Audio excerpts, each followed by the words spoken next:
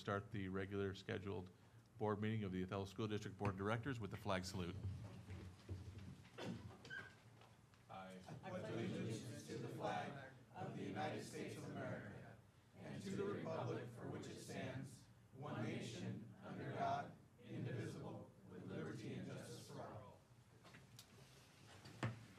Might need your computer, mine's not coming up.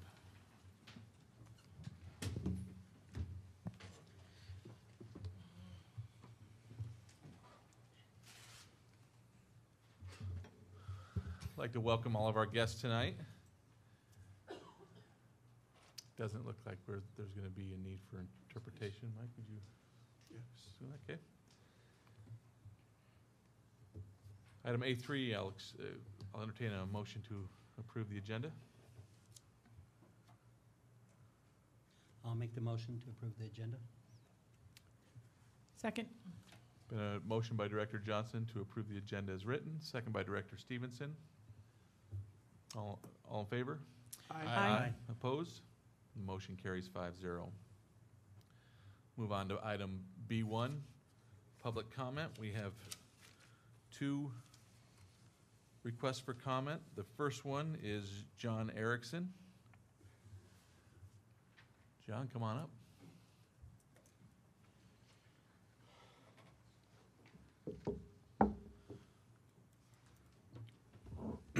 Thanks, Director Simmons. I'm kind of going to jump back. It didn't really have a question or comment on today's agenda, but I've been out of town, haven't been able to get in on a couple of the meetings where regarding the K-8 and the studies that have been done. And I had a couple questions there, and I just thought I would go on record. And the first one, it sounds like the K-8 studies, just from what I read and what the board's kind of posted online, is that the study that we received about a month ago was maybe not indicative of what it actually will take financially to get the schools ready for K-8. Is that correct? The $32 million budget? It wasn't. Well, it was more of a big vision versus the actual requirements for the K-8. Yeah, it's probably more opinion than that, not necessarily shared by everyone. I think that's my opinion. I might have shared that with you. Well, and I actually, it was more on the school board page. Facebook page, is that what you're referring to? Yeah, the Facebook page. Oh. Yeah. So, yeah, no, I wasn't sharing anybody's opinion. I went off of the school board Facebook page. Right, so I guess would the board agree that it's a bigger scope than just K-8 accommodation? Okay.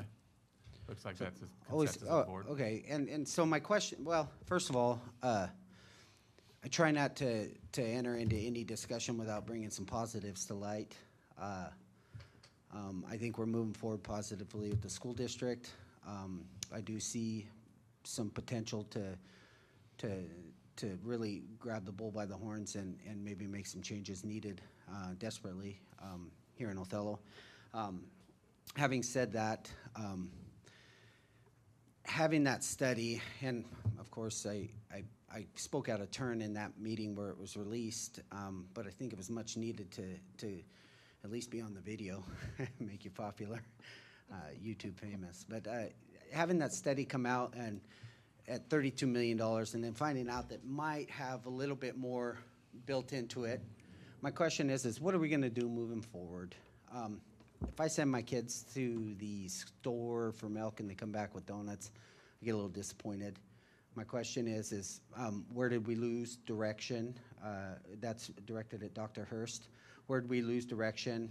Did we somehow misinterpret what our direction was, what we were sent out to get?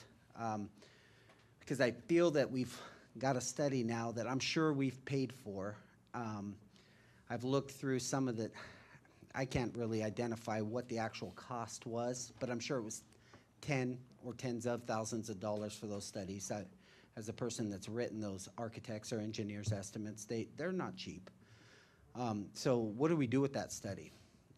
Is it going to be implemented in any fashion? Are we going to take it, or is it just money gone and not gonna be using it. I'm a little disappointed that we have that study, if we're not going to use it in some fashion. I guess I'm more concerned as where was the direction, where was the communication lost? In my halfway educated opinion, I think it was a waste. And is there any plan moving forward now that that's kind of shot in the foot? Or are we just going to continue to pay for study after study to get this K-8 moving? Because I personally don't think that we are, respectfully, I don't think you're geared up well enough to come to the community and ask for that kind of money, or even a fraction of that. Right now, I'd like to see a little bit more thought go into the process, come at the community with a program. So my question is what are we doing moving forward now that we're K-6?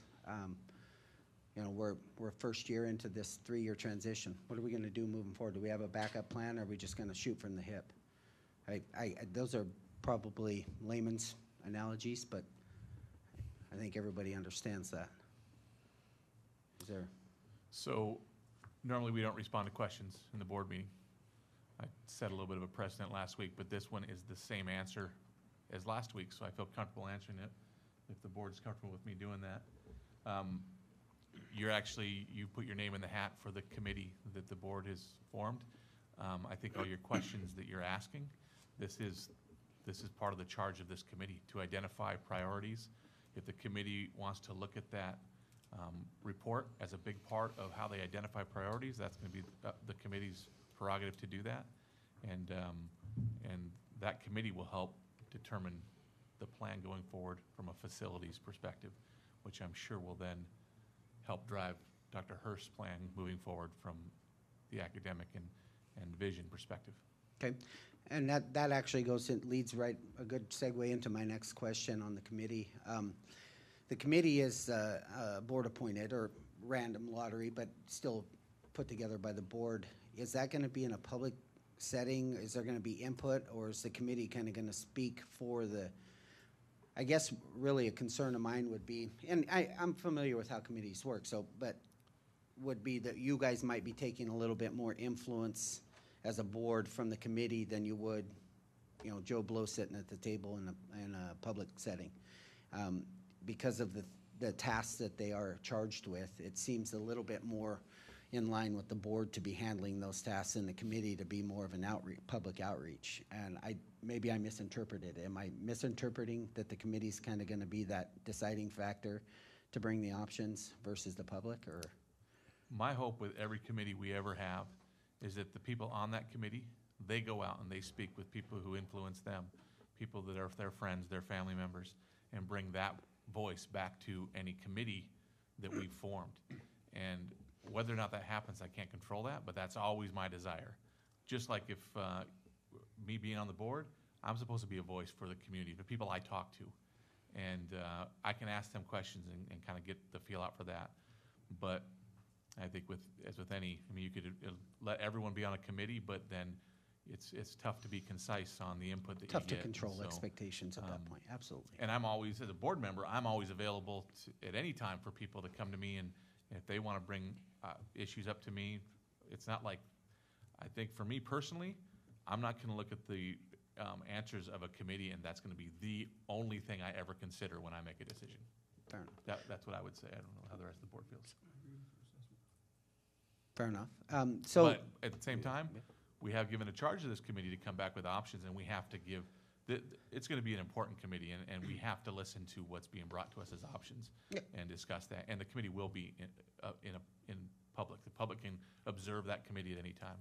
Okay, so the public is going to have access to that committee. It won't be behind, I don't think the board meant for it to be behind locked doors, right? But to be involved in the conversation is a different story. What's the sense of having a committee? No, I agreed. Involved in the conversation and just having access to the contents of their meetings, or maybe even just record notes would be. Oh yeah, the well question. they are.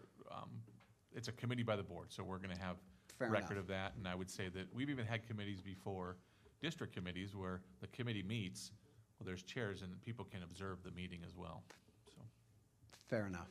So I guess maybe I can ask, I don't know if I'm going to get it, back to the K-8, and you did a good job at answering that. It was But could I get a commitment from the board to maybe answer in some fashion on what our plan B is? How are we gonna move forward, and what are we gonna do to recoup some of those lost dollars between some of the things that we were gearing up for when we thought K-8 was gonna be a successful go, and now we're kind of there. Is there ever gonna be a formal plan released on that? Yeah, so what you're asked, that's an operational question, so Dr. Hurst will be answering those questions. We are committed to questions that are asked in this Fair enough. forum. We'll answer them, not necessarily that night, Sure. but we'll answer them. Dr. Hurst he'll have to answer that one for you. Is there gonna be a time when a release, or are we gonna wait until we're at K7 and then hear, well, we haven't really got a plan? Well, I guess I'd like to set a benchmark. He'll draft something up and respond to it in the appropriate way, not tonight, but. No, not tonight, but I Yeah. mean, is there a time, can we put a timeline on that? The We have a response- time 48 limit on hours? public speaking also. We do. Sorry, we're way beyond. The response that he'll give?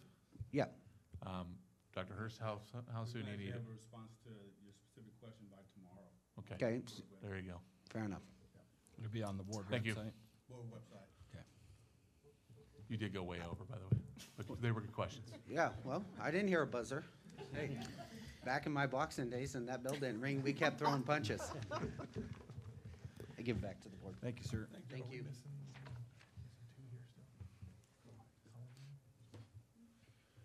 And the second person, sorry, Cody Shealy. Now I set a precedent, Cody, so I'm not gonna be able to cut you off at 3 minutes, so. Well, I don't really have questions per se, it's more points that I want to know if the board has taken into account yet or even considered. I was reading an article in the Seattle Post a couple weeks ago that the reason most of these schools were able to give pay raises to their teachers was because there was a little bit of an overlap between the property tax law going into effect, reducing the property taxes that the cities that the districts were getting, and the excess funding coming from the state. So I'm curious if that is indeed how Othello got the money, and if we've considered what's going to happen next year when we're reduced to the 1.5% instead of the maximum 3%, I believe it is. It's a $1.50 per thousand. Right. So is the raises that were given to the teachers going to have to come out of some other budgetary item, or has that already been accounted for? It's already been accounted for. Perfect. And then also, a month ago, the Supreme Court had a ruling that public sector employees can no longer be forced to join unions. Is that Janice you're referring to? I'm sorry? Janice ruling? Yeah. So, as the private sector has shown, over the years, union membership, but not mandatory, kind of tapers off. We're down to something like 8% now in the private sector. Has the district thought about what's going to happen or how they're going to allocate money when they have to start bidding for teachers? And teachers start private negotiations over the years when there's no more unions, or not all the teachers are even members of the union? The Dr. Hurst question. He'll be answering that as well. Will you need more time to answer that question? I think we can get a response by tomorrow to you also, I'm Cody. aware of the ruling. I don't have any idea what impact it's actually had in the Othello Teachers Union. Well, I imagine it'll be a few years before Yeah. there's any real impact. There was a minor change to the contract before the contract was ratified. Okay, thank you. Thank you. John, that sounds done right there, at under 3. Oh, oh, sorry. Apparently, we need a timer for you. All right, thank you for your comments. So now the next item on here is the lottery drawing, sorry. So, And- Dr. Simmons, could you just go real quick through the full committee? It's not all a drawing. I just want to make sure everybody understands. Some of these members were appointed, some were not. I am, and I've actually got names of people to to fill that. That was what I was going to start with. Thank you. So I'm going to bring up, because I have a couple questions for the board as well on this, just for some clarification of intent. I'm going to bring up the policy itself, policy GP 6.1, and what the committee will consist of. The committee will consist of no more than 25 members and will include the following: 2 school board members nominated by the majority of the board. So that was determined at the last board meeting. And that was Director Ashton and myself. 3 members of the OSD administrative staff, to include the superintendent, the executive director of business services, and 1 school administrator nominated by their peers. So we got Dr. Hurst, Lisa Pierce, and then the administrator nominated by their peers to represent the school principals, essentially. No, wait, sorry. We made a modification to School that. site. Instead of Lisa Pierce, oh, sorry, you were gonna get Gotcha. there. Thanks, Jen. You want to, got this? So, so Sandy Anderson was chosen by that. One of the questions I have for clarification was at the last board meeting, I think it was brought up, and I don't remember who brought it up, it was one of us or someone else, that a representative of the OSD central office admin that could be chosen, since the school sites got to choose and nominate a peer. And that was agreed to. Was that to replace the executive director of business services, or in addition to? That's what I wanted. From what I remember, that was to replace, and she is considered an in-district expert. Yes. So she could be brought to any meeting after that for any information. Okay, I want to be clear on that, and that was how I remembered as well. So the central office administration, they chose David Spencer to represent them. 1 teacher from each school site, nominated by their peers. So I'll go through that, and then there was a request for clarification on whether that included our early learning. And at the last board meeting, the board said yes, that does. So early learning chose Paula Lang. Hiawatha chose Heather Ochoa. Ludakaga chose Kimberly Salazar. Scootney Springs chose Mikey Condo Perez. Wahidas chose Hannah Mose. McFarland chose Gretchen Durpo. OHS chose Ann Campbell. Desert Oasis chose Ryan Frazier. We also had 1 elected member of city leadership, city councilor, mayor, and Sean Logan is the person to represent that. 5, well, before I get to that, 2 high school age students nominated by the board student representatives, and the 2 nominations, Desert Oasis student Julian Flores and OHS student Juan Cisneros. And my understanding is they're very excited about this opportunity, and so good nominations. And they're here. One. Awesome. 1 is. Great. So what's left is the 5 parents. So specifically, the bullet item says 5 parents, lottery system for appointment, 5 community members with no ties to the school district, lottery system for appointment. We didn't specifically say no ties to the school district in the parents one, but we definitely had discussions about that, and I think there was an understanding about what the board's interpretation of that was. So I want to get some clarification on that. Was the board's interpretation was a parent who does not work for the school district? Was that? I don't remember that specific conversation, if we had that conversation. I'm just asking the board's yeah. interpretation. I don't, Okay. not necessarily. Yeah, I do recall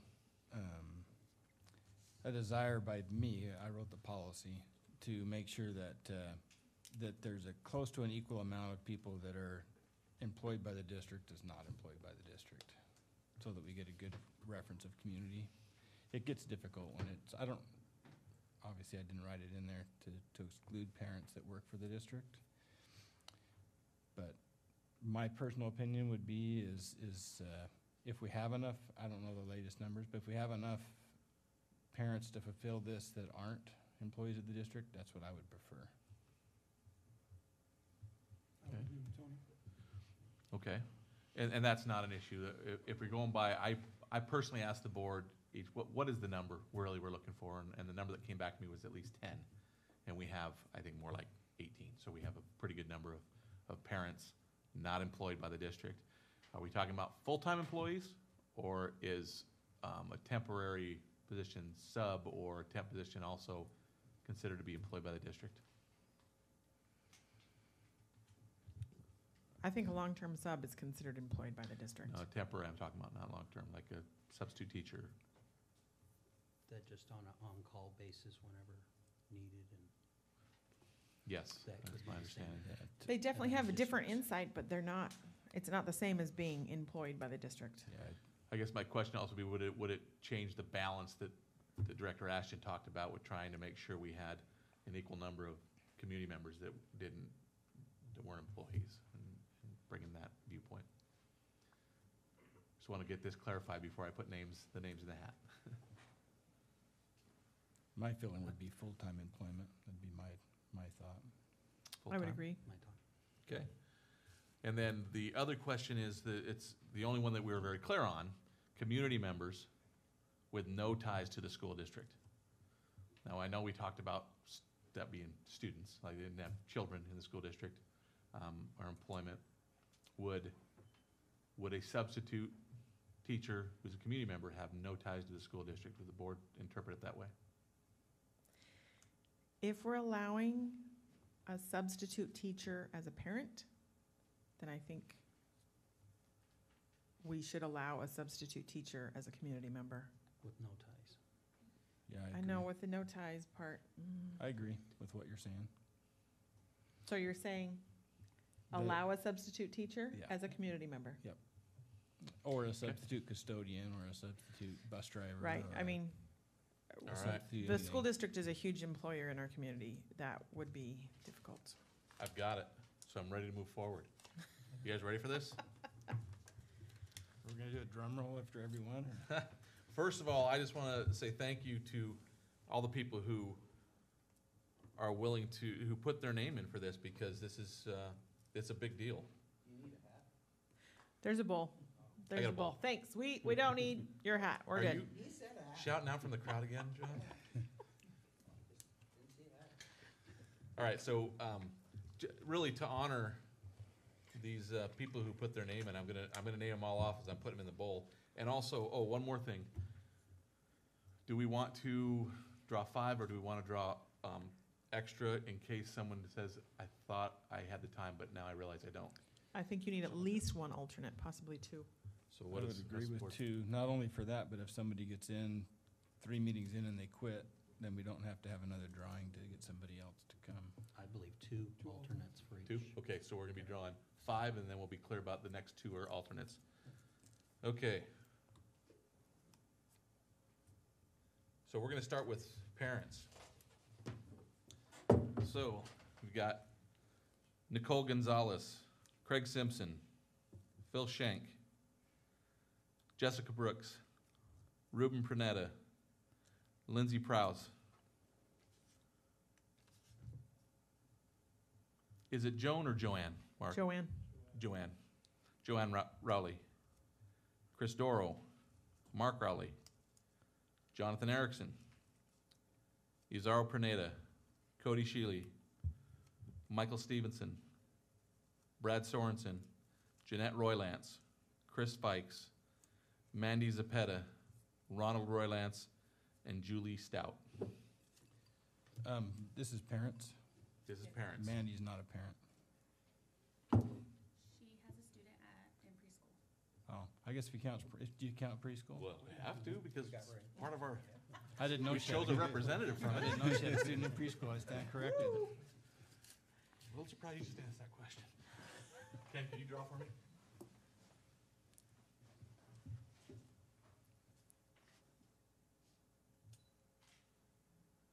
Close to the mic, because Jen's gonna tell you if you don't. Azaro Pernetta.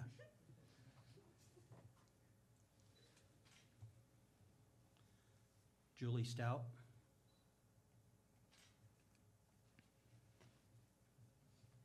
Jessica Brooks.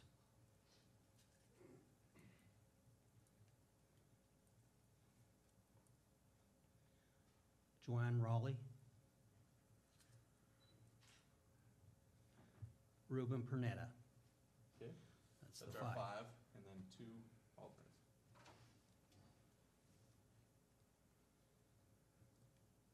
Cody Shealy.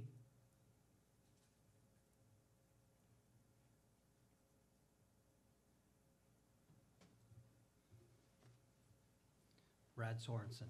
Okay. So So then these would be community members with no ties to the district. Christy Spohr, Chris Olson, Lolo Garza,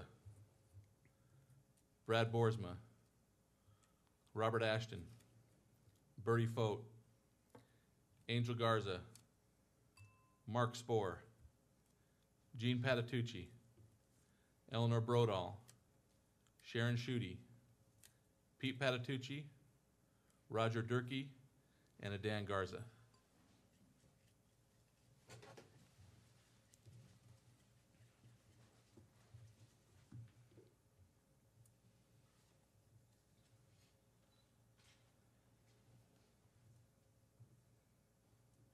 Roger Durkee.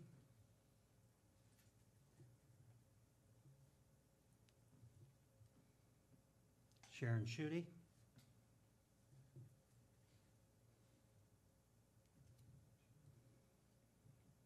Chris Olson.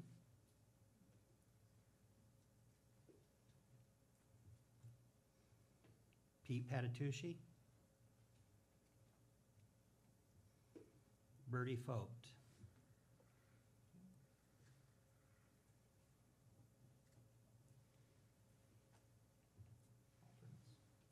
Eleanor Brondall. These last two are alternates.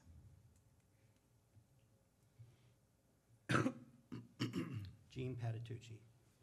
All right.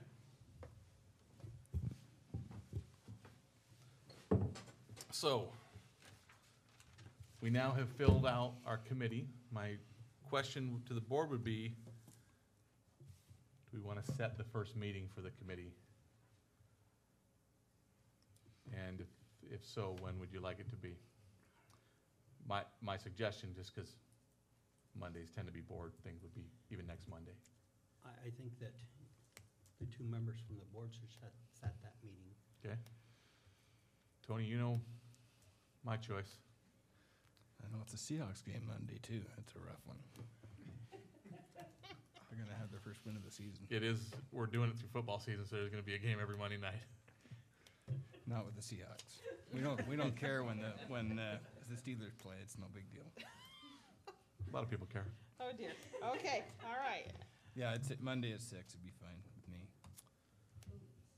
Monday, 6, 7, whatever. okay. Yeah, it's fine with me too. I would maybe say 6:15 or 6:30. Whatever. Let's go 6:15.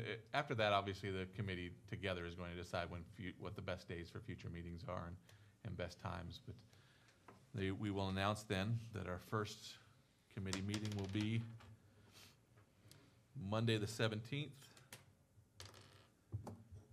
at 6:15. The meetings will be here. Yes. Yes. I better look and just make sure that I actually don't have something that's going on there before I say that. I think there's a Nope. clarification question that's happening. Yeah. If that's okay. From the media. Will it be on YouTube? For, is like the first one. And the second one is, are the alternates gonna be asked to attend the meetings from the beginning? Or just if someone drops out?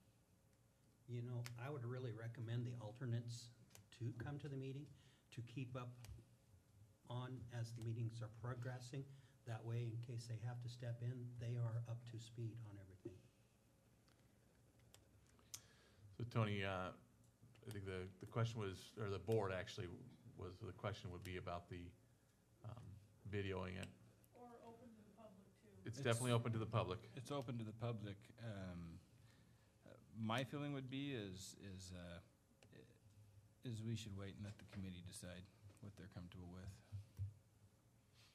That'd be my feeling as a board member. What's the rest of the board feel? I agree, they're the ones putting the commitment in, let them have a say in that. I absolutely think the alternates should be encouraged to attend all the meetings though, but they'd be observers, not part of the committee at that point. Okay. Great, Jen? It would be good for them to be able to attend if they are able to, yeah, so that they are up to speed already. That And the yes, not- videotaping? And they can, We didn't videotape our linkage meeting. I think that that needs to be something that that committee has to make that decision. That's, I was actually thinking before the committee, the linkage meeting today, that maybe we should talk about and have it in policy. My personal feeling is maybe when it comes to YouTube, we should just do that for our regular board meetings or any meetings we're gonna take final action in. And I think that we probably need to put in policy so that we know, but I don't know what I'm just curious what the board feels about that. If it's just strictly a workshop for information, do we need to videotape it? If it's, I get that if we're setting a special meeting to take action on something, I I understand think it'd that. be great if somebody wrote that into policy. Just trying to get a gauge if I don't want to waste my time, if I'm getting a bunch of this. I think that yes, you're correct. Only special meetings or other meetings that we're taking policy, and then just regular meetings. I think that would be a good policy that our president could write. Well, and we're, thanks, Tony. I just said somebody, I didn't say you. Somebody besides me. The hope with that is then it doesn't have to be asked every time, are we going to record this? Right. Okay. All right, Is the plan for this meeting to be an hour, this initial meeting, and then figure it out from there? Or do we question. have a plan? So in that initial meeting, there's a couple things that have to be, that has to happen. We have to nominate a chair and vice chair.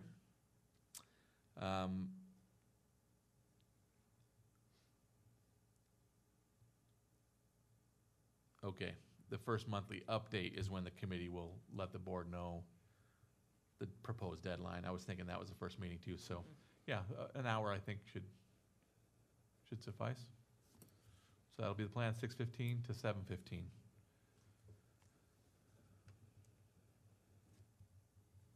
Okay.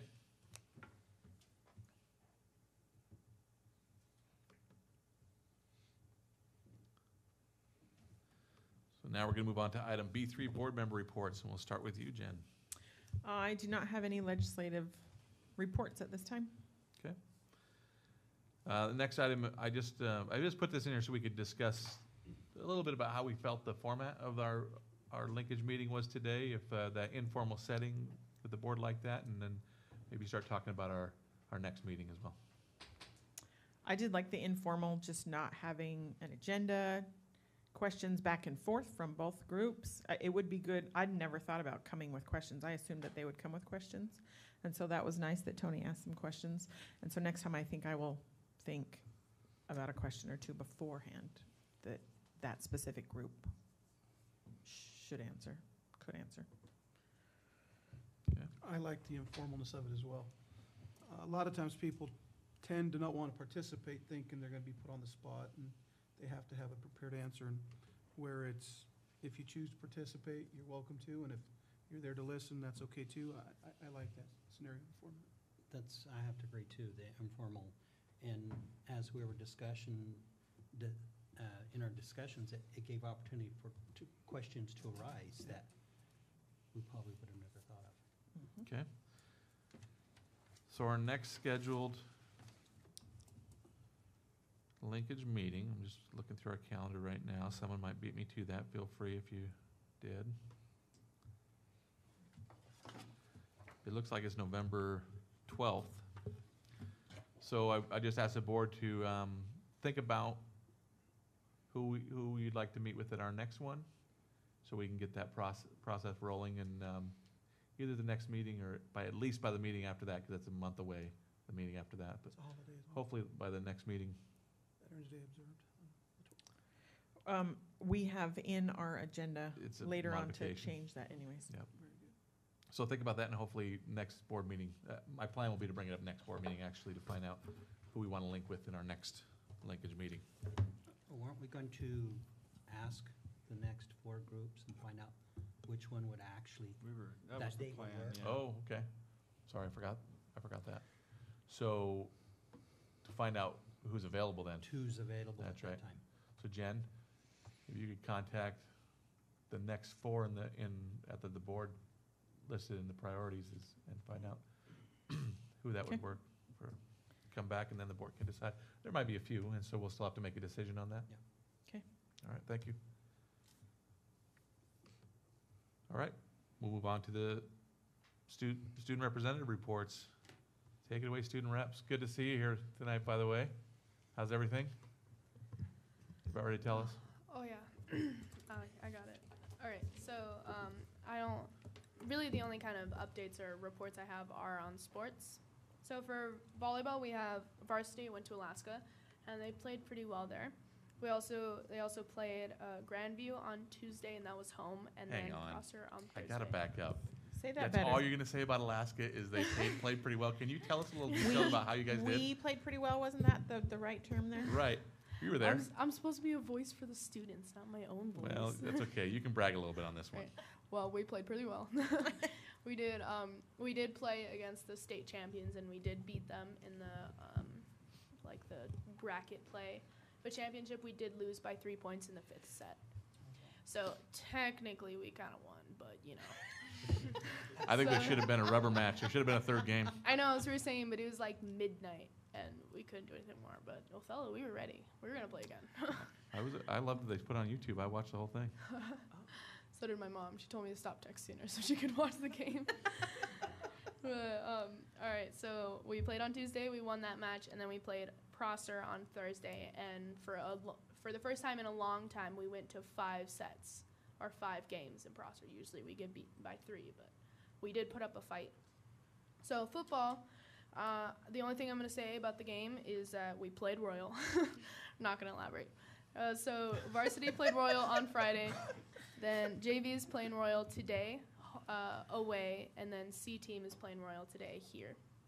So band plays first on their first parade, even with missing musicians. I know. And we are marching in the parade this Saturday. So a good amount of clubs / sports are marching, or not necessarily marching, participating in the parade. You have all fall sports are doing that. We have marching band, obviously. Cheerleading and drill team are doing some fun stuff, and leadership is having a float. That's kind of all the updates I have. As of So right which now. one are you going to be on? Because you're in what? How many of those? Almost all of them. So that was like an extracurricular update. You want to tell us how school's going at all? Well, there's not really that much to say. I mean, school's starting. we haven't had any really like big tests or anything. It's just How's it feel this year? Any different? I'm taking hard classes this year. So we do have calculus is going on. We have 2 calc classes. So we have college calc, CWU calc, and then AP calc. And then I think that's the only super difficult class. We have AP stats, but that's all I can think of. There's a lot of AP classes. You Oh, just yeah. might not be in all of them. I'm not. I will never be in all AP classes. My plate's a little full. But yeah, that's all the interesting updates I have. I don't have too much either. Desert Oasis is starting their ASB election, so for president, vice president. We didn't really have one last year because it was just kind of a mess, but we're getting one this year, so that's good. Desert Oasis teachers have initiated the project planning of their first school-wide project-based learning, which will be focused on establishing little libraries around town where students and adults can donate or pick books for leisure reading. Our school will be doing this project during the week of October 8th through the 11th. And Ms. Nuno's Desert Oasis leadership class will be volunteering at the Lions Club booth this week. So go get some pizza and cotton candy. Our open house, September 6th, event went well. Several students and parents were present. That's all I have for us. It's been pretty quiet so far, so that's good. Our new students are doing well. I lost my train of thought, but any questions? I actually do have a question. When you guys both interviewed, part of being student rep was, it was made known to you guys that you guys represent the entire district. Have you two collaborated as to how you're gonna get out to the middle school and the elementary schools? Is there a plan yet?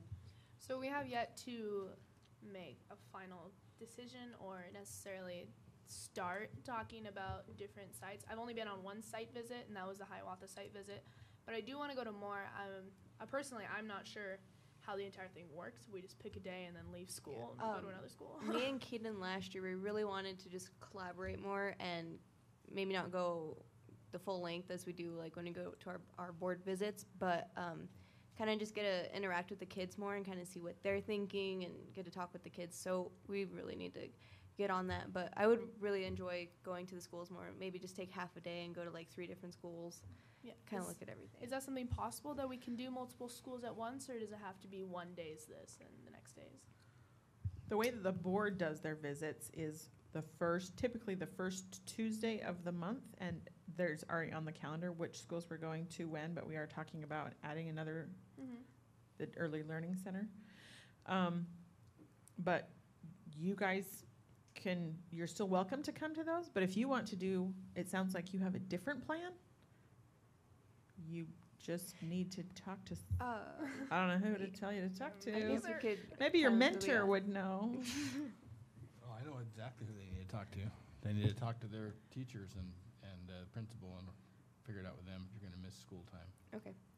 Also, would you like the student reps on the committee to come with us so they can kind of have more of an insight as well, or would you just like it to be student reps that go if we plan extra visits? I think you're talking about two different things. Like as a student reps visit with students, they're looking to kind of gain an insight on what the students in each school are thinking Right. that maybe would drive policy decisions. Mhm. Whereas the committee, the students on the committee, it'll all be about facilities. And so definitely to go and visit those schools and get an insight on facilities would be a great idea, but I don't know if they necessarily go hand in hand. They might. If the students' issues that come up with you guys is all about facilities, then who knows? But Okay. a suggestion I would make too is maybe when we do our school visits, maybe the student reps could plan a section after we're done with our visit to then meet with some students and ask them questions you want them. And then it's not like 2 trips. Maybe you could do it along with us throughout the year and gain insight that way, just to start with, just as maybe something to try. Thank you. Thank you. All right, we'll move on to item C1. And good luck at rodeo. Oh, yeah. Required approvals. I will entertain a motion to approve. Motion to approve the required approvals? There's been a motion by Director Stevenson to approve, Second. second by Director Garza. Any discussion? All in favor? Aye. Aye. Opposed? Motion carries 5-0. Next item is item C2, superintendent comments. This was, looks like Dr. Hirsch's specific interpretations of ends, which I have to say I personally appreciate very much. This makes sense to me. It's numbers and it's very specific for goals for each year, so thank you for that. But if the board has, it's a guide now. This is going to be my guide when I'm trying to determine compliance now, so it makes it much more straightforward for me. But is there any questions for the board for some clarification maybe on this? I do. I'm going to go down to ends 3. Number of bullying referrals in the middle school. I see 16 and 17 was 39. Then the following year, we spiked up to 55. And you're projecting 40 for this year. Have you did something different this year, or are we doing something different to curtail that spike that happened last year? I think across the board, we've implemented SEL, which is also part of the AWSP evaluation Can you framework. give us what those initials mean? Yeah, social emotional learning in the classroom. So it's actually happening or being implemented into the classes this year. So we believe that that's going to cause a spike down for bullying referrals. I did have a question on that specific section and the Yes. elementary one. Just because these are numbers and not percentages, there's a third less, I believe, kids in the middle school this year. And whatever percentage that is, more in the elementary. So I just want to make sure that 40 would actually be a spike of 25. It'd be 10 more than last year if you figure it as a percentage, the way I figured my math. And I think something that, thanks for bringing that point up also, Tony. I think something that we're looking at, when I talked to Pete and Justin this past week, and that's just looking at sixth graders by themselves and looking at the 4 types of data and really following data points just on the sixth graders. So we're gonna have to do some work on that end, but thanks for bringing that to my attention as well. Point is noted. This is also a document that can be a work in progress. It's not like it can't be changed sure. as it goes Yes. along, for sure. Yeah. And this next question is, as you guys being on the board member, at the time that it happened back in 2010, McFarland Middle School was very involved with Rachel's Challenge. And I noticed that they were chosen as the National Middle School recipient of the Rachel's Challenge Award. Is that even being used in the middle school anymore, or been looked at? I can check with the principal and I can get back with you on that one. I'm not sure. My memory, the last time I heard about the bullying program at the middle school, it was still Rachel's Challenge. I don't know, though, I don't know last time I was updated on Yeah, I that. haven't heard much about it from middle school the last few years. So that's why I was asking if it was even being implemented Right. or used. My only request would be is that you make sure you put these interpretations in the actual monitoring document, so I don't have to go try to find this again when it comes up. Awesome. Not a problem. Sometimes it's difficult for me. I know it's somewhere, and it takes me forever to figure out where it is. Anything else from the I board? usually just text Tony and say, where's that document at? And I say, I don't know. Okay, we're ready to move on? Okay, item C. Sorry, one more thing. It'd be nice, I know we've already hired the executive director of finance, but it'd be nice now that she's live and in person to have Chris introduce her. Yeah. I would love to. So we are extremely excited to have Lisa Pierce, all the way from Fairbanks, Alaska, to join us as our new executive director of business and finance. I'm probably more happy than anyone else in the organization. And at this time, I'll yield the floor to Lisa. Would you have any words to share, or? It takes a minute to turn on. Are we there yet? There we go. I just want to thank the board for the opportunity to be here. I've been here this is my 5th day. I had a short first week, and it was an information overload, but great people. I have just really been impressed with the dedication. It really is impressive. You've got really good staff, and the community has been very welcoming. I'm just really pleased. So I'm really glad to be here and anxious to jump in and see what we can do. Well, welcome. Thank you. Okay, thank you for that, Tony. Anything else? All right. Item C3, pre-approved presentations to the board from superintendent staff. This is where the fearless leaders from Hiawatha are going to come tell us some really cool stuff.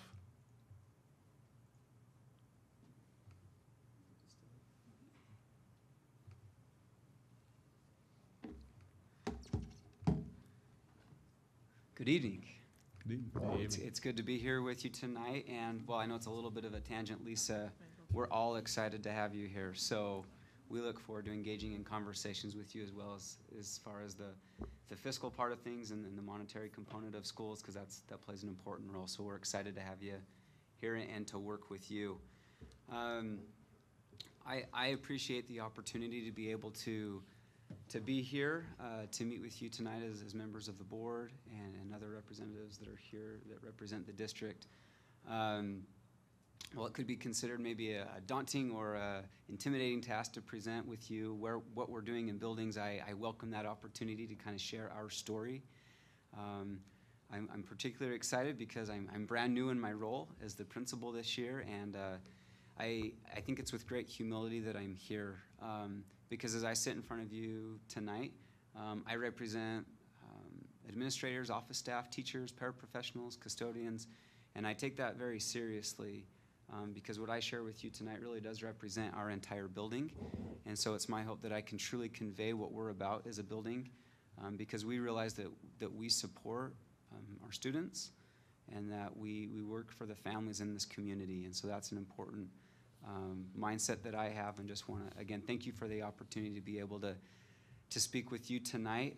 Also for those that were able to attend, thank you for coming to our site last week. It was a pleasure to have you there, and not just to visit with staff and parents, but also with our students, and to visit classrooms, and just give you a small glimpse of what we're going to be trying to be about this year at Hiawatha. And my hope tonight, again, is to share some of that narrative of where we've been and where we're currently at, and some of our next steps moving forward. And at the end, if any questions that I can answer, would be happy to address that as much as possible. So as we look at, this was an image that was shared by Dr. Hurst, actually, as he began here at Othello, the Othello School District, a few years ago. That's an image that's been ingrained in my mind. As we get ready to make that jump, I kind of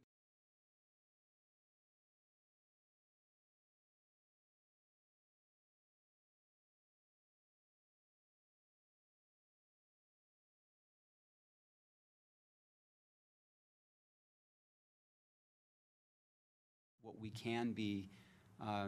That may be considered a very challenging or intimidating challenge, but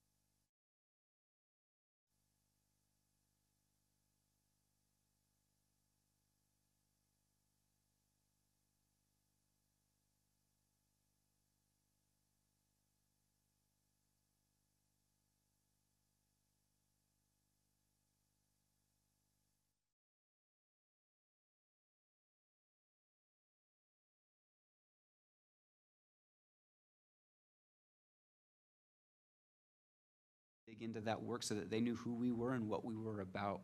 A phrase that I'll go into a little bit more later is we had to help them understand our why. What are we passionate about? It's all about the kids, right? We've had to build that relationship. As we looked at our instructional shifts, things that we really wanted to build over time with the staff was making sure that we had a shared student philosophy. So if there are 4 of us that, we're 4th grade teachers, even though I have 25 students assigned to me to be in my room for the majority of the time, at our building we've developed over time this mindset of there's 4 teachers in the room, so let's say there's 100 kids, all 100 kids are mine. all 100 kids belong to the teacher that's across the hallway from me. We've been able to do that as we've gotten into more intense conversations about data and looking at where kids are at. Not that we look at that as what are our weaknesses, but trying to figure out what are the holes and how do we fill that for students. And so engaging in those conversations. We've been blessed with the opportunity to have some professional learning opportunities on Mondays. We need to honor that time and work as staff and to collaborate. And so that's something that we've worked on over the last few years. We've worked a lot on our ELA model, English Language Arts, really trying to define what does core instruction look like that all students are receiving, what should workshop time be, interventions, as we work to fill in student holes and gaps. Over the last few years, there's been a lot of work, not just at Hiawatha, really the district office and other buildings, as instructional frameworks have been put together to help us identify what are the standards that we need to be teaching, what are our resources, how do we assess, how do we progress monitor. I know I'm throwing out lots of terms and terminology with this, but we've had to be very intentional with that work, and that's been a team effort. It hasn't, by no means would I sit here and say Hiawatha has done that work. There's too many people that really have done that work, and we've been happy to be part of that in portions. Last work, we really started to dig into teacher clarity. I'm not going to go into a big, long presentation of John Hattie and effect size and all those different conversations, but that's work that we're digging into as a staff and as a district. In a nutshell, as we talk about teacher clarity, do teachers understand the standards that they're teaching? Do students understand the learning intentions for lessons? And if they've hit success, and can they articulate that? If you were to visit a classroom and ask a student what they're working on, can they tell you if they've reached success in that class, if they mastered that content? That's what we're working towards. And we've done a little bit of that in the past. Also at our building, we've really worked on our school climate and making sure that the students and staff community feel that they're part of something important. You may have heard the phrase that together we are Hiawatha strong. I'll share that with you again later, but we truly believe that we need to be unified as a building, not just staff and students, but as parents and as a community. It's been important for us to really try to retain staff over the last few years, because at any building, if you have 25, 30, 35, 50% of your staff turnover, it's really hard to gain traction. And so that's something we take great pride in, is that we've been able to retain quite a bit of our staff over the last couple of years. And as we move forward, making sure that not just are we retaining, but we're building and growing our staff. And then with that idea that we're all impacting students, and that it's everyone's responsibility from when a kid gets picked up on, gets onto the bus in the morning until the moment where we release students to be picked up by parents or whatnot. Every adult has an opportunity to make it different for those. And so this just gives a small bit of a feel of what we've been trying to work on the last 3 years. Our roots have been able to grow deep, in which we can build, but we're also looking for how can we make growth and how can we improve. As we talk about our past, though, we also do need to recognize the idea of where are we at with our data. There's much more than what's happening in a school than relationships and the instructional shift and climate. We also do need to look at how are our students performing on assessment. So when you were there at our board visit last week, I said we dig into a little bit of data. We need to dig a little bit and share kind of what we're seeing. And so if you were to look at that, as you look at the screen, you're able to see we've broken that down by different grades. We've broken it down by different content areas. And I'm not going to sit here and read all the numbers to you. But as you're looking at the different percentages, you can see where Hiawatha was able to perform in comparison to the district, the other elementary buildings, and the state. As we look at that, a few highlights that I'd like to share is, if specifically looking at fourth grade ELA and math, we'll look at cohorts as teachers and cohorts as students. We saw some pretty exciting things here that we want to build on, not just with fourth grade or with those students, but as a system, as a building. But both in ELA and math, the group of teachers performed 15 and 16% higher than the previous year. So if you're looking at students, because that's what we want to look at. We don't want to just look at numbers. We want to look at kids. We're talking anywhere from 15 to 17 kids that are making growth that are previous year. They didn't pass those assessments, but now they have. Are we excited to say, yeah, 42% of our kids pass? Well, that's not where we want to be. And that's where we talk about we want to look at growth over the next few years. That's where we need to jump into some of those conversations.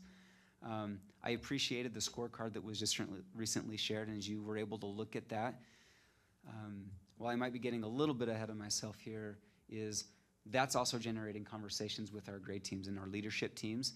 Each grade team's jumping into those conversations and saying, okay, if we want to hold ourselves accountable to those numbers and those expectations, what do we need to do, not just by numbers, but for kids? And so grade teams have started wrestling with that as of today, this morning, and where they're not just looking at a number and saying, well, if we need to get to 90%, well, that's 15% growth each year. No, they're looking at kid name by name and trying to figure out how do we get them to where they need to be each year. For some of those kids, by the end of this year, they should be there. For some of those students, while maybe we want them there this year, of course we do, it may take a 2-year plan. That's okay because we're going to get there. And so we're starting those conversations.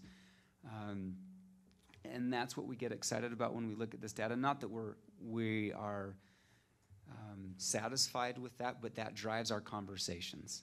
And we're ready to tackle that because every teacher in the building is going to say, that's not where we want to end up, but this is going to be our starting point. And not just for 3rd through 6th grade, but it started conversations with our kinder through 2nd grade teachers. Because they realize when we talk about these scorecards and where we're going to be in a few years, those 3rd grade students that we're looking at in the year 2022, that's this year's kindergarten students. And so our kindergarten teachers are excited about the fact that, hey, we want to get those kids ready for 1st grade so that by the time they get to 3rd grade, they're ready to tackle that. They're ready to be part of that. Anyways, some other items of growth as we look at this data up here. Not only were the 4th grade teachers able to see some growth, but the cohort of students. So when the students ended 3rd grade in the 16-17 school year, 30% of students were at standard. Again, not where we want to be, but those teachers were able to see some good growth. As those students went through the 4th grade year, this last year, 12% of those students were able to see growth and show that they were at mastery with state standards in the assessment. So again, you're talking about anywhere from about a dozen to 15 kids. It's important to us that we're looking at students, not just the number. Because when you're in a classroom and you were in those rooms just the other day, they don't have numbers on their chest or anything like that. We're looking at faces. They come from a circumstance. There's context behind that, and that's important to us. And then also just looking at 5th grade students, when you look at 13% of those students were able to make growth from one performance level to another. So often it's easy for us to look at just those students who make growth or that pass from, that they're meeting state assessments, but we're also looking at students that make growth. There are many students where they're not quite to that proficiency level yet, but they've made some great growth from where they are at. And again, that's where teams can take that data and we look at figuring out 1, 2, 3-year plans, which will be something that we'll be digging into this year.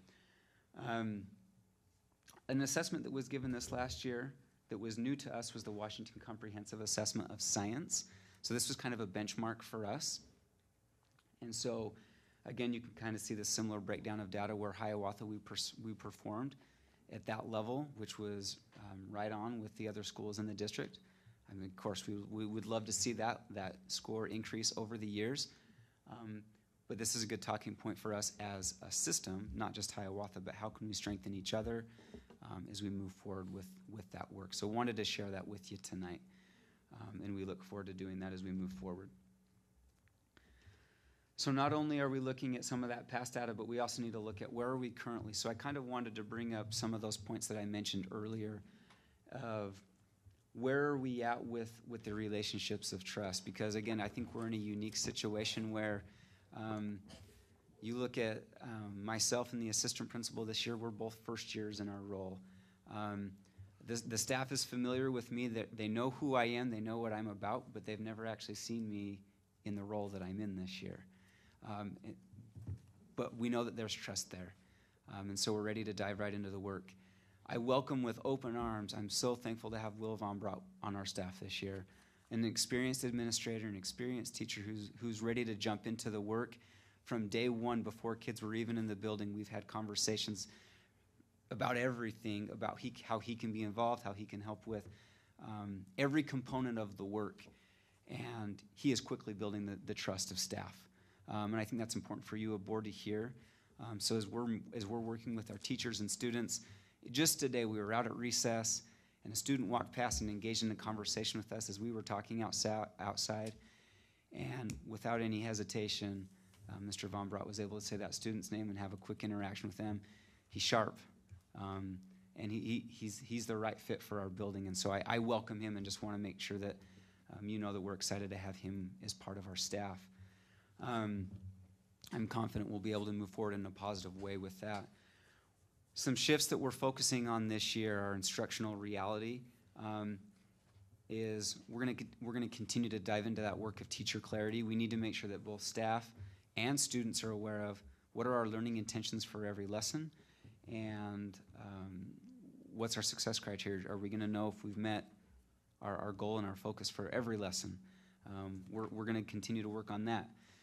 We're going to focus on project-based learning. While I know I can't share a whole lot of data and experience from the year because we're 2.5 weeks into the school year, I welcome you back into our building as the year progresses to be able to see some of the things that we're tackling. Teachers are excited about that. We're also continuing to dig into our instructional framework, both for ELA and math. We've also adopted a new curriculum this year, which teachers are, again, they're digging into that and trying to figure out how that best fits into meeting student needs. And then also we're looking at the next generation science center. So I just wanted to present, these are the realities of what we're looking at for instruction in our buildings and what we're going to be tackling. In a moment, I'll share kind of how we're going to dig into each of those. What's our current reality with our school climate? We're really focusing on a community mindset. While I know we don't have all those members represented here in the meeting tonight, we recently had our open house, and we were able to welcome in the fire department, representatives from the school district, the Department of Mental Health, the library. We really want to make sure that parents and students know what resources exist, so that as we're working through challenges throughout the year, we can partner in whatever it is that comes on our plate or whatever comes next. So that's important for us, that we're continuing to partner. The idea that everyone can to developing a greater support system for our staff is PBIS, which is Positive Behavior Intervention and Supports. It's really a system that will allow us to look for interventions that will provide students support for perhaps those that as they're trying to meet our school expectations, if they struggle or they falter, we have systems in place for teachers who know how to interact with students. So that's our culture, very much wanting to make them part of that. But all this fits within our instructional vision, which we feel it's important to mirror where we're at as a district. And so we feel that it's important, again, to create and cultivate that safe environment of respect and rapport where instruction is intentional, engaging, challenging, and accessible for all students. So at our recent welcome back orientation for staff, we broke that down. We talked about not just what does that mean as a district, but what does that mean for Hiawatha Thunderbirds, and what does that mean? So it was good to have some conversations of how can we make that work and how can we make that happen. And so I'm excited to share with you how are we going to move forward with that.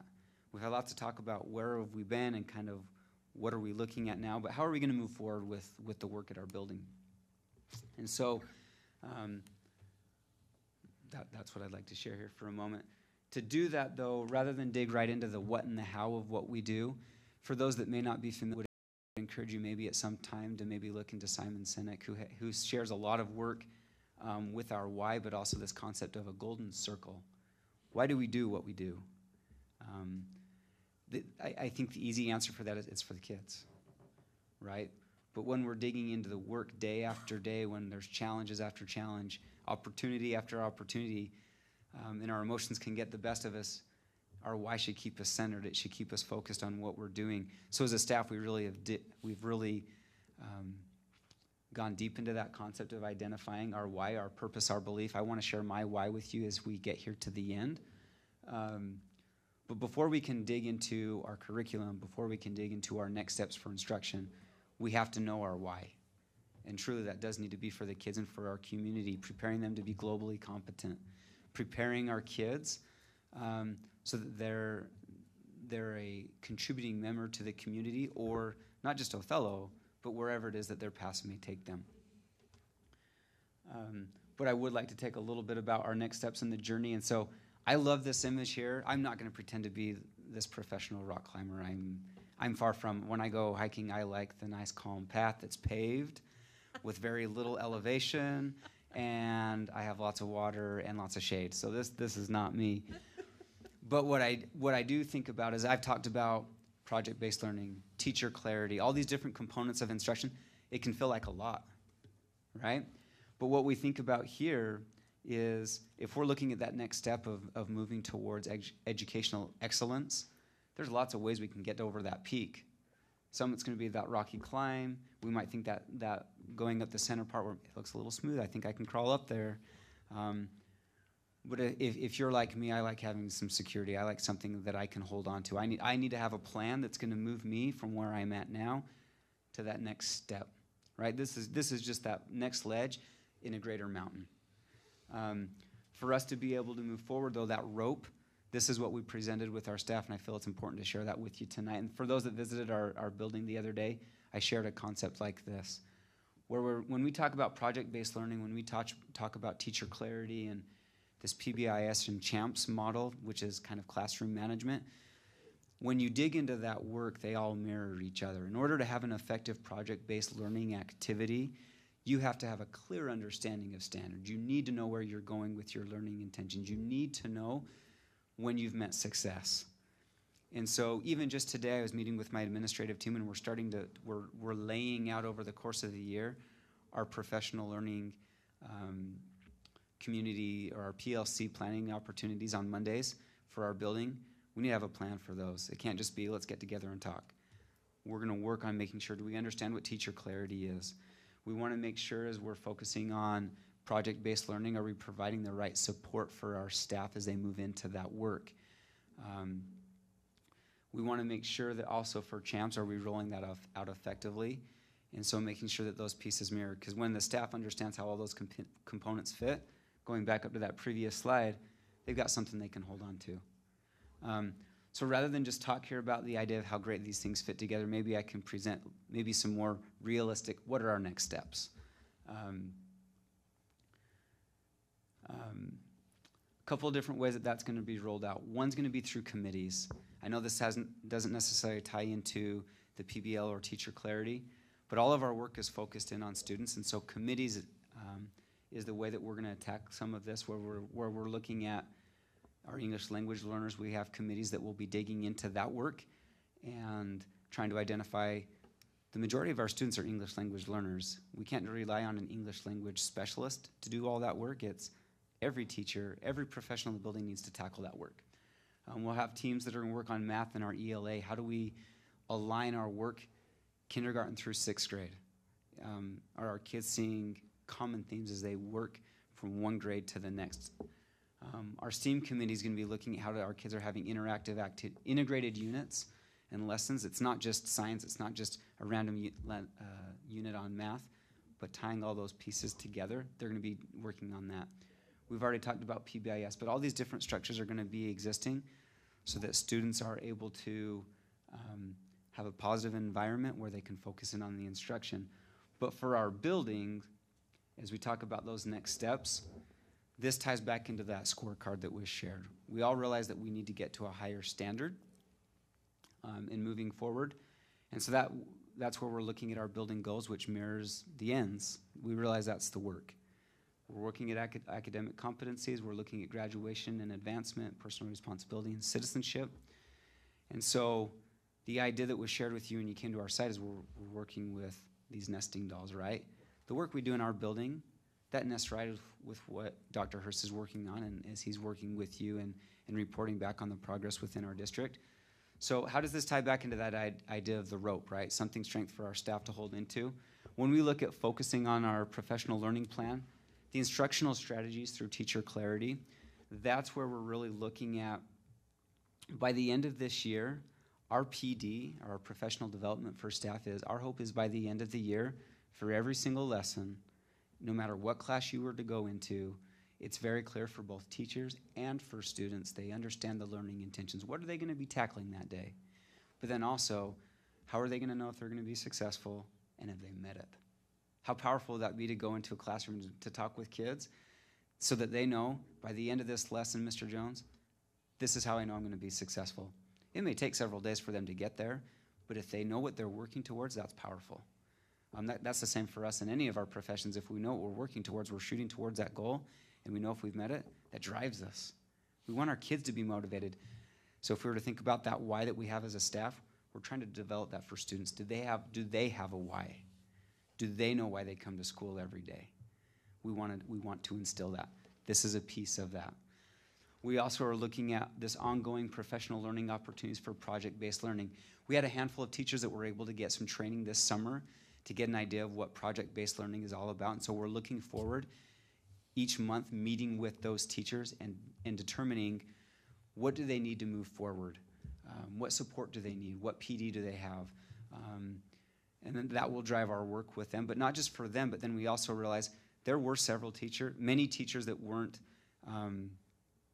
able to receive that training because this is a multi-year process, but we're going to rely upon that cohort to help us figure out what were the growing pains, so to speak, from one year to the next, so that we can then provide more PD for the remaining teachers so that all students are able to have that experience.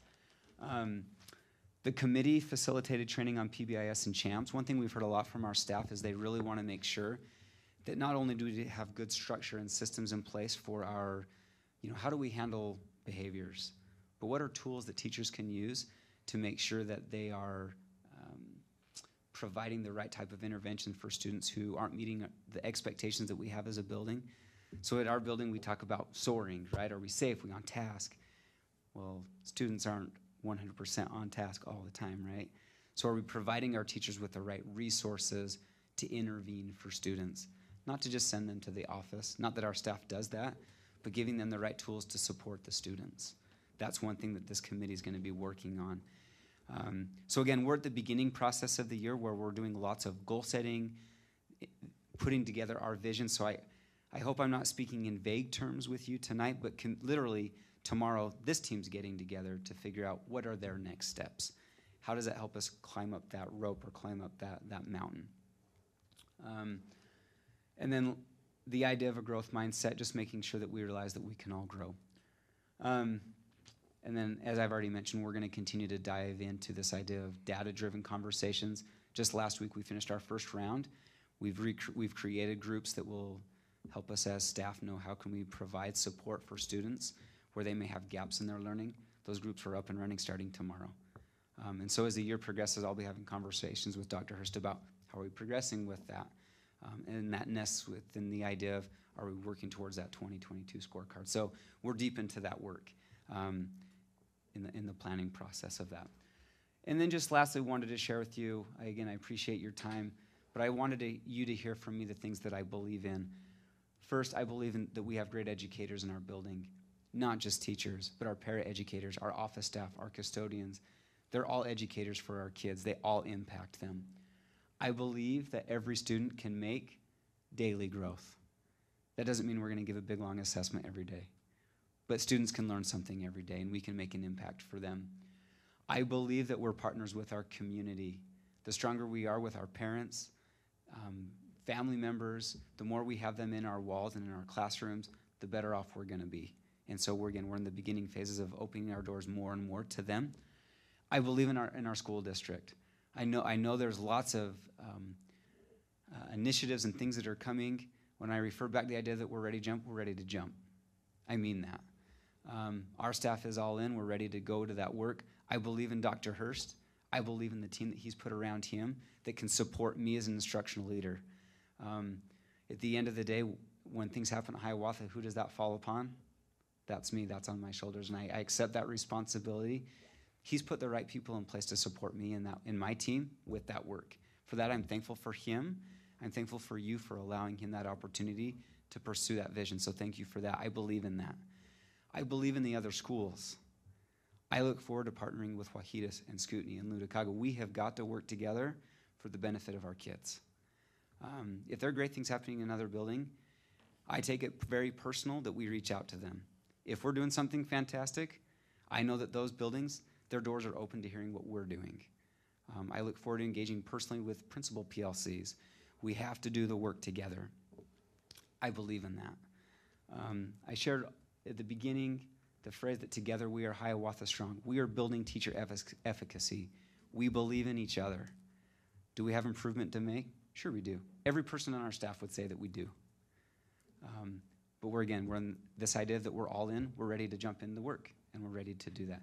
I thank you for your time. I know that was a little bit longer than I had intended.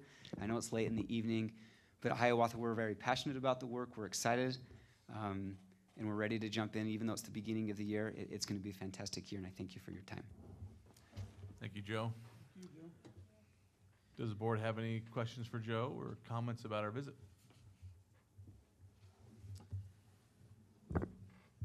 I think the visit was great. It was wonderful to see the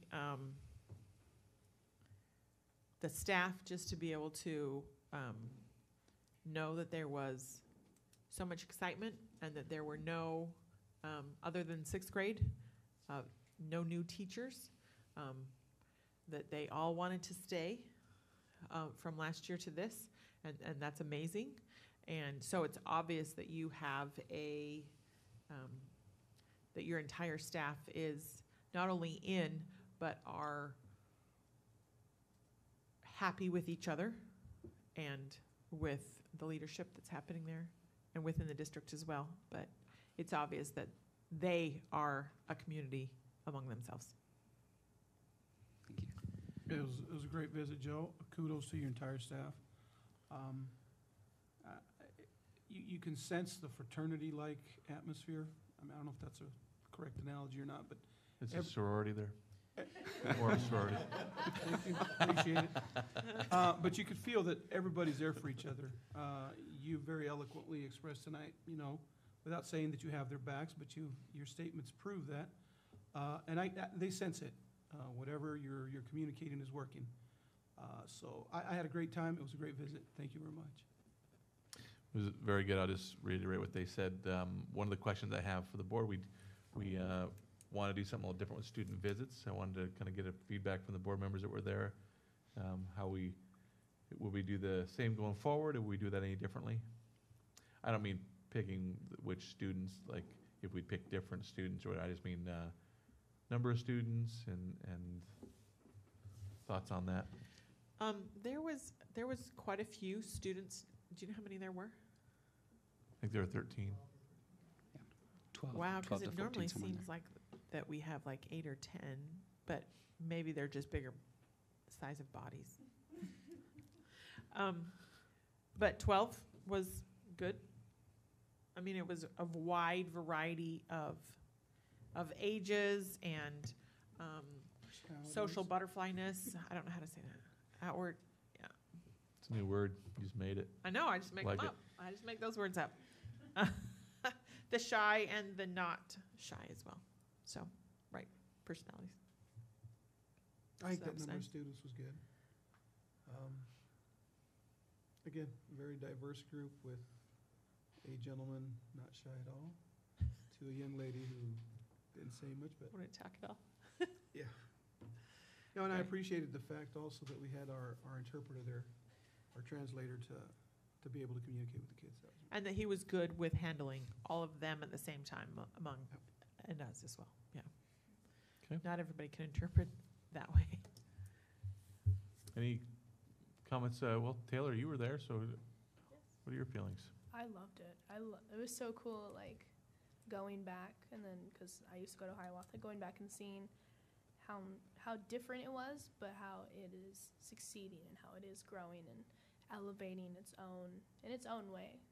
So I can really appreciate that, because I was also in high cap, so I got to see different schools, because every year was in a different place.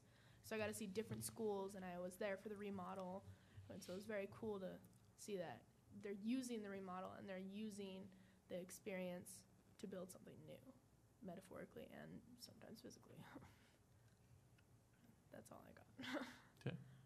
Any other questions for Joe about his presentation. All right. Thank you again. Thank you. Good job, guys. Keep it up. I'm having some technical difficulties. Could I have some assistance? While Jen is getting assistance, we're going to move on to item D1. Tony, show 'em how it's done.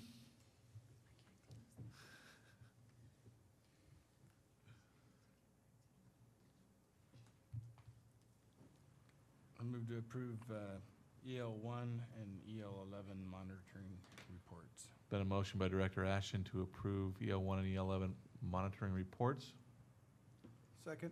Second by Director Garza. Any discussion? I just have a question on EL1 for Dr. Hurst. Yes, sir. For clarification, when I go over this. It's under your cylinder that you have there. And it's providing STEM learning experiences to more than half of the OSD students with the goal of providing STEM experience to all students. Is that just for this year? And what half of the students are getting? Is it on grade levels? Is it on schools or?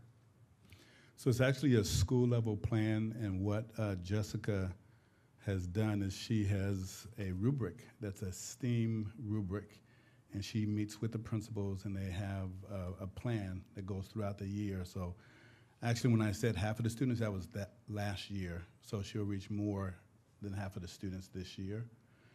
So all the students, all the principals, they have that action plan and they're moving forward in that action plan. But it is right now just half of the students. Okay.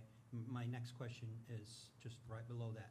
For the 2018 and 19 school year, more than 1/3 of our students will be exposed to project-based learning opportunities. Again, is that grade levels or is it school levels? And I thought project-based learning was going to be available for all students this year.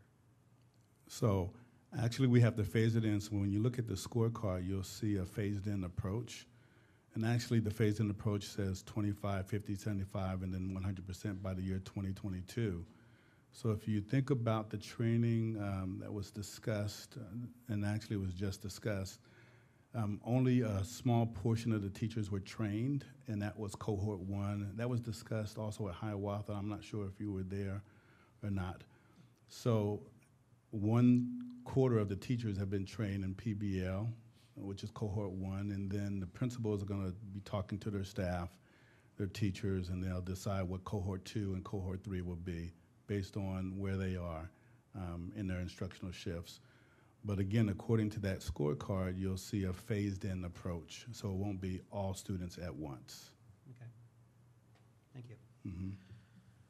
I have some questions on EL11. Some of them are just clarification questions, and some of them I just wanted to make sure I fully understand. Most of them have to do with the discipline matrix for 7-12. So can you go to that? Oh, you went there and I can't. Now you can't go back, huh? Oh, okay, awesome.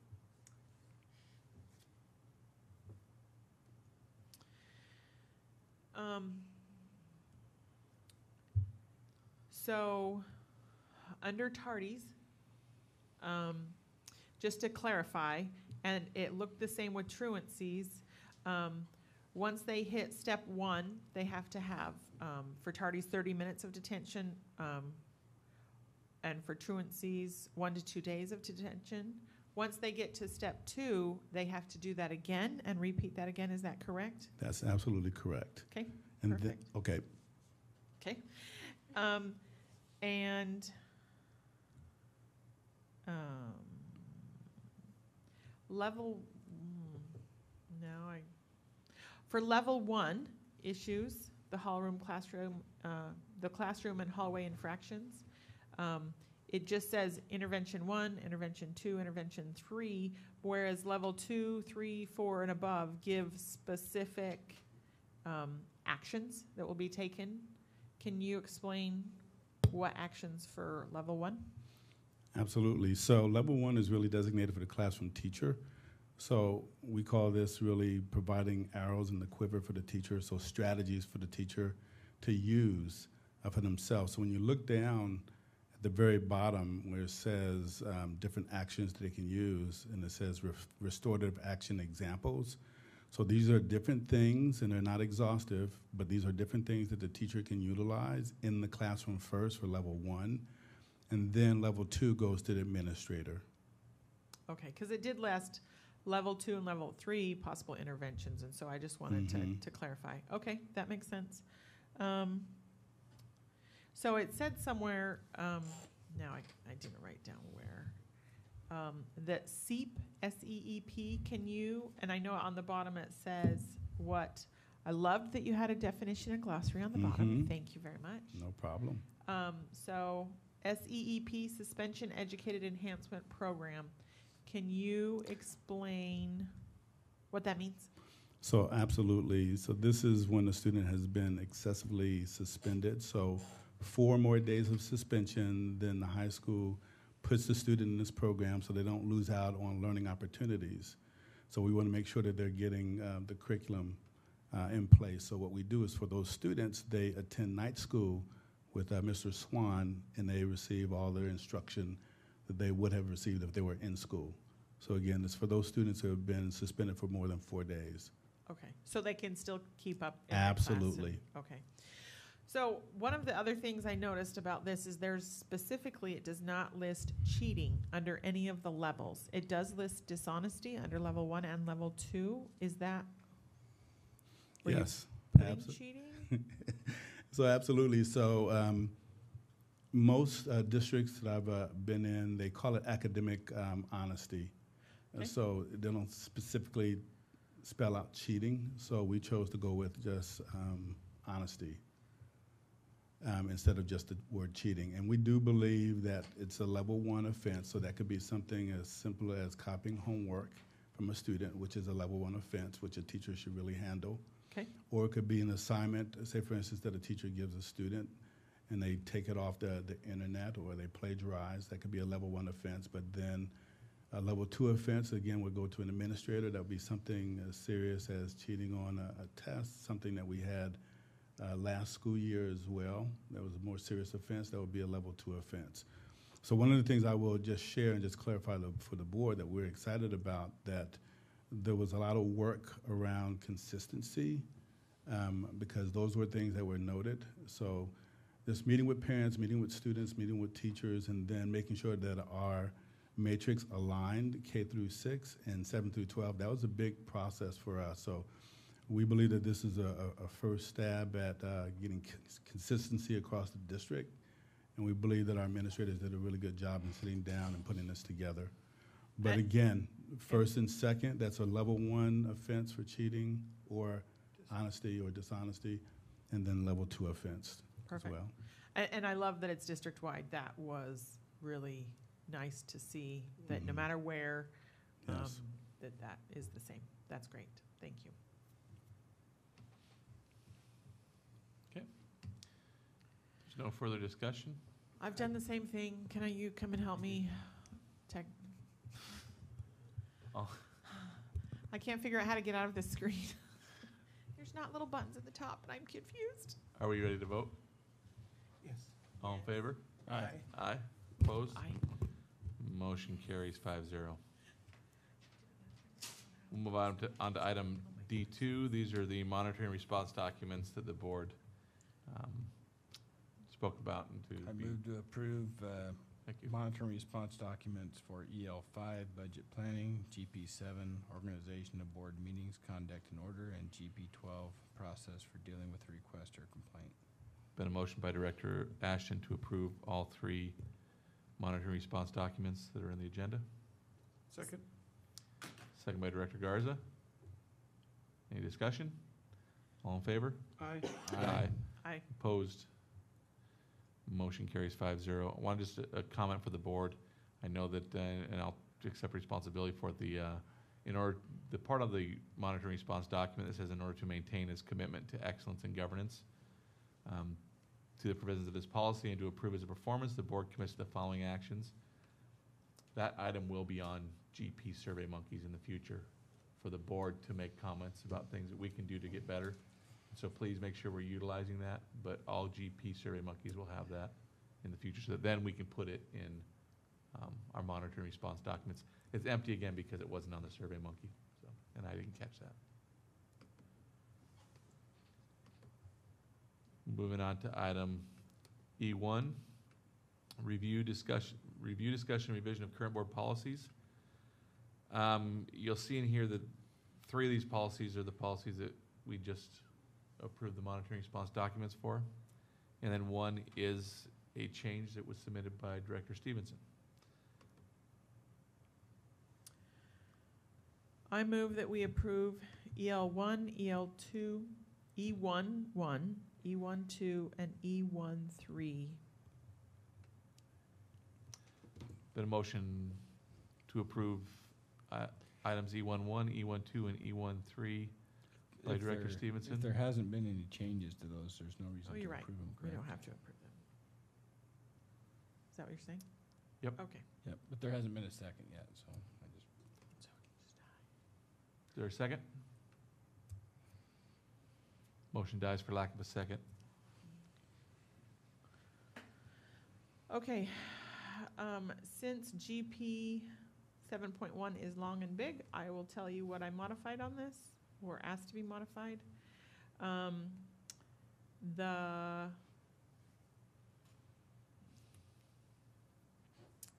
The board meeting on November 12th and the special meeting on the 12th also is a holiday. It's Veterans Day. So I suggest that we move, actually both of those, only one of those is marked, to the 13th, the Tuesday following. However, we leave for WASDA a couple days following. move to approve revised GP 7.1 with the revision of the date change of the regular meeting from Monday, November 12th to Tuesday, November 13th, and also moving the linkage meeting to Tuesday as well, and then adding a meeting Tuesday, January 22nd, 2019, that will be a meeting with the Othello School District Preschool. Before a second, I just want to bring up, and it's not, I don't think, a big deal, but just usually we will have school visits the Tuesday before the board meeting. Jen, was there a reason that you didn't choose that? Yes, because Sorry, It's Tuesday the before the second- first board meeting. it's the second day back from long break.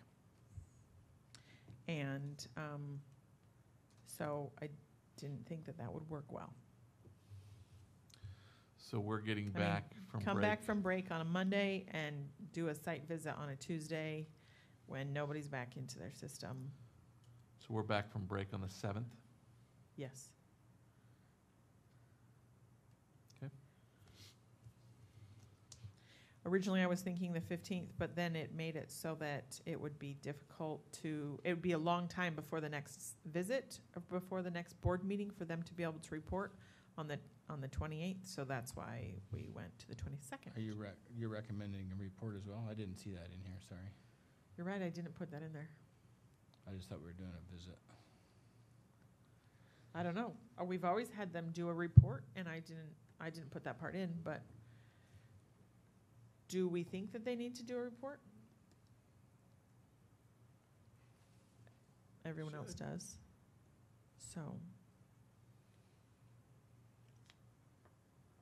So that would need to be added as You well. want to amend your motion? Yeah, what I said, plus adding the Othello School District Preschool report on Monday, January 28th. Okay.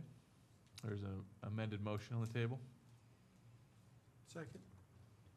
Second by Director Garza. Any further discussion? All in favor? Aye. Opposed? Motion carries 5-0. Can you let them know that that was a change? Thank you.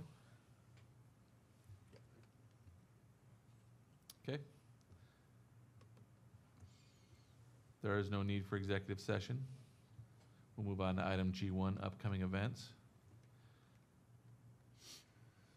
The only event listed for this month is the Hiawatha PTO Movie Night, the Hiawatha Gym at 6:30 p.m. One thing I wanted to ask the board, it's a clarification I think also will help Thalia when she's putting in upcoming events. What is the purpose of upcoming events in the board's mind right now? Of listing these? To me, it's just to let me know what's going on, and if I'm able to attend it, you know, for those dates, just a reminder of upcoming events. What level of detail does the board want, though? Because I know there's just an open house at Scutiny this Thursday, band concerts, football games. I mean, what kind of a list do we want to have? To me, putting Hiawatha PTO on there, to me, means that we need to start listing everything. Football games, calendar. You're not going to movie whatever's on night? there. I may go to the movie night, but Movie night's awesome, but you have to take your own chairs. it just seems like we're gonna be, it's gonna be difficult as a board to justify saying, well, why are we putting Hiawatha's movie night on there? We're not putting Scutiny's open house. I just don't wanna, to me, I think we needs to be all or nothing. Yeah, I think it's important to be clear on this, and which is why I asked, so. I'm And I personally think okay Ken's either right. way. My memory is it's things that the board may wants to be aware of in case we might want to attend. It's school related, right? School district related. I'd Yeah. rather it be overkill than underkill, and I assume that they are asking for it to be put on there, or it's already on the calendar, the school calendar. Yeah, I don't know how it got, who recommended it to be on here. I just feel like that if we're gonna do it, we need to do it for everything. The only thing that came to my mind is that I just happened to know that there's a Scutiny thing, so I was looking at my calendar yesterday, and my kids go to Scutiny, so. I will say that if I want to know what's going on that's on the school calendar, I look at the school calendar. Not that I don't, another reminder doesn't hurt at all. But let's give Dr. Hurst and Thalia some good direction on this tonight if we could. I'm feeling pretty much everything from Tony. I'm saying it's gotta be consistent. If we're gonna include some things, we need to include everything. I don't know about the sports needing to be on there. Why? They're pretty much listed on the calendar that's published and also distributed by Columbia Basin Health and the school district. Most of the sporting events are on that. So you just want activities that aren't So- on the calendar? So like Yeah. every parade, everywhere the band's gonna be, every choir competition. There's lots of stuff Well- that's not on the calendar. What if we just Could be said, this. please see your school calendar under that section? He said all or nothing. Yeah. That's what I'm getting at is, I mean, are we gonna, what about speech and debate? I mean, Do we who's have a gonna speech and decide debate what's an team important? that Oh, yeah, competes? we have a speech and debate that competes, and Then I we need to be recognized there. them in board meetings. I'm getting We need a a little bit calendar of a for that. sense that there might be a policy change to take upcoming events out of the board agenda. I just want to But say for one now, thing. It's just a huge rabbit hole, that's all I'm saying. I just want to yes. say, if you are going all or nothing, there are a lot of clubs that people don't like. I didn't even know we had as many clubs, so it might be a pretty hefty calendar if you do every event from every school. Just letting you know. Thanks for proving my point, Taylor. so right now, Yeah. Well, it's just it is part of our agenda, and it's in our policy to have it part of our agenda. My personal feeling is upcoming events should be things that the board needs to be at that aren't regular meetings. That's what I thought the intention was, and then at some point it changed. Gotcha. No, it's a good point. Now that you mentioned that, I think that might have been. So these are board events, special meetings. Events where there's gonna be a quorum that we know for sure you're supposed to be there. Or that we might need to let the public know that there will be a What's the point of our quorum board calendar then? We're talking about special events, is what. So you're not talking about special board meetings though? special board meetings would be fine. It's on our board calendar. Yeah. But I thought back originally, we had regular meetings on there too, but the president decided to take those off because he liked to look at the calendar, which is fine with me too. I'm okay with taking it off too. I just think it's ridiculous to think we're gonna have a list of every activity that's going on in the school every 2 weeks. So I'm gonna recommend that we just kind of keep it as it is, and I'm expecting a policy recommendation next board meeting. Kelly, I try to help you out there. I don't think that it helped at all, but we'll move on. All right, so board assessment of meeting. Please click on the link. Yeah, I wanted to note, this isn't the approved assessment. I'm okay doing it, but Oh, we don't have the updated assessment? no. Oh. Yep. It's not the new one? There's 3 sections of this one now. There wasn't in the old one. All I know is I'm at the section that says, if additional policies were proposed, the board started with a broad statement, became more This is the same as detailed the and old. logical in a discipline section. I know for sure I took that one out.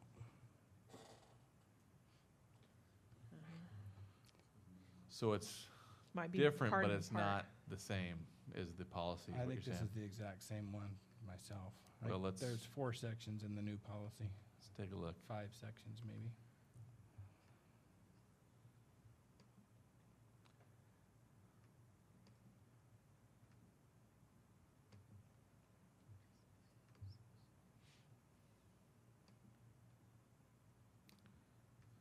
No? Maybe it's a mixed match of both or something. I just know that one question is not supposed to be Which on there. question specifically, Tony? Number 2, question 3 is not in the new one. Is not supposed to be in the new one. Yeah, because it's redundant. It's in 3, question 1. So I take it back. This is partially something in the middle. Well, I'm going to go back to, was that approved at the last board meeting, do you remember?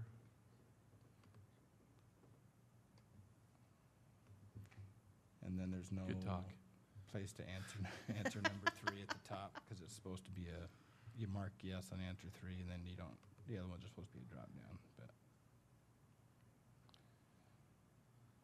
So I'm looking at the one that we approved on final reading, and it says, to item 3, if additional policies were proposed. So it didn't get taken out, is that what you're telling me? I think we're looking at the one we approved, so we're going to have to go back and, Yeah, Reapprove. let's go back and look at it. okay. It got so changed then. From when I rewrote it, it got changed at some point before we Let me look at approved the it. meeting before that. Side by sides. Yeah. In the side by side, it's there too, Tony, so it was just an oversight then. All right, Yep. The only other thing is at least it was intended that number 3 should be a mark yes or no, and then if you mark no, then you don't answer the other questions below. That was my intention anyway. well, it sounds like that's something you might have to work with Talia to get the details of that one. You're going to want that in the next board meeting, I'm assuming, for first and final, probably? Sure. Okay.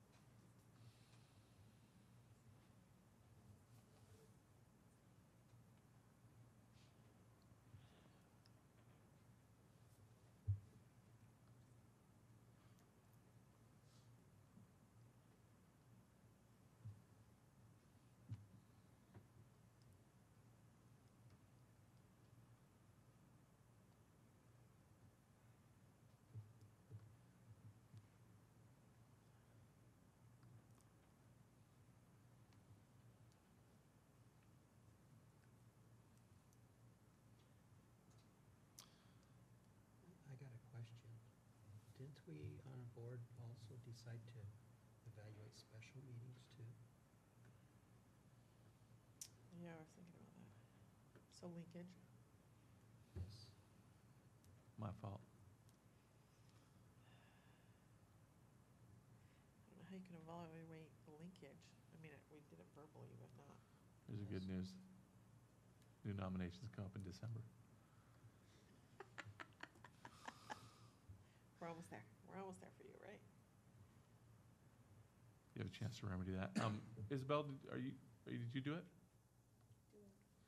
The Did you do the Survey survey? Monkey? Sorry, I think that came up in the last board meeting and you had left, that because it's a GP, and you guys have the ability to evaluate how the board did as well in the meeting, so, sorry, and if you don't want it this time, we can move on. Okay, so we've got 6 answered. Sorry, I'm sitting there staring at you going, she's taking her time.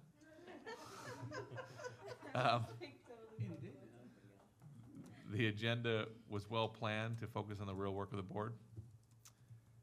5 said commendable, 1 said good. The board followed its agenda and did not allow itself to get sidetracked. 3 said commendable, 3 said good. The board's deliberations and decision-making processes were public. 6 said commendable. All board members participated in discussion, no one dominated. 3 said commendable, 3 said good. Members listened attentively, avoiding side conversations. 5 said commendable, 1 said satisfactory. I have to actually pause on that one. Does someone want to tell on themselves or brave enough to say why they put satisfactory? I will. That was me. Oh, okay. Just because we were talking a lot on the side about the site visit. So it's like, we're kind of talking a lot. Are you telling on yourself, you said? Yeah. All right, good job. Oh. I couldn't hear it all the way down here, so I didn't even notice. Board actions occurred at a policy level rather than an operational level. 6 said yes. The board agenda referenced policy about each topic that was discussed. 6 said yes. If additional policies were proposed, the board started with a broad statement and became more detailed in a logical and disciplined sequence. This is the one that I think was expected to be removed because it makes a whole section. 5 said not applicable. 1 said yes. So I'm just going to ask, was that? I did it because we changed it. So it was proposed, that we talked about one time that if we change it, then that's proposed still. My goodness, I'm not talking into my mic. I can't believe you just Wow. did that. So That I know what you're discussion that talking about. night was what prompted the revision. That was in the Right. revision, right? Right. I'll let it slide. Okay, thanks. The board chair helped the board effectively conduct its meeting. 6 said yes. The board supported the superintendent in any reasonable interpretation of his policies. 5 said yes. 1 said not applicable. There was a comment there. Says 0.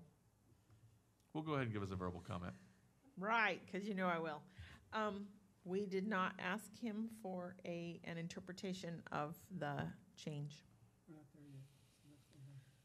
Well, that is a GP, Really? so we don't ask interpretations of GPs by the Oh, superintendent. you're right. But it's still affected, so I guess that's why I thought, shoo. I understand your thought process. I like what you're thinking. Those are for ELs and ends Yes. though, right? You're right. Okay. You're right, there's my comment, I think, right there.